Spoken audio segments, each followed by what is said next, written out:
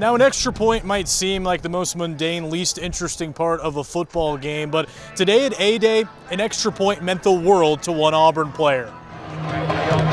Just a milestone kick, I guess you could say, just to finally get back out there and get going. 2 years ago, Fort Payne native Alex McPherson was on top of the world. The kicker went a perfect 13 for 13 as a sophomore, following in the footsteps of his brother Evan, who plays for the Bengals. But all of that momentum came to a halt last season.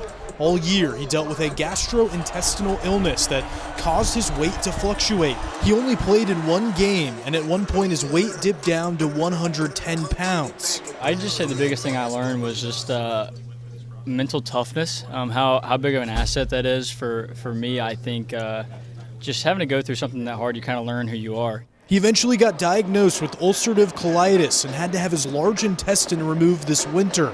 While waking up in a hospital on Christmas Day was never in his plans, the surgery allowed him to play football again. So, I do this for my family, I do it for my fiance, I do it for the people that love me, and just going through that made me realize that it's always bigger than football, right? And football is a huge thing and we love it, but our lives are bigger than football, and it just gives me even more of a grateful feeling to go back out there and be able to do it, so yeah. That brings us to today, when McPherson returned to kicking extra points and field goals at Jordan-Hare Stadium. Yeah, it was just awesome.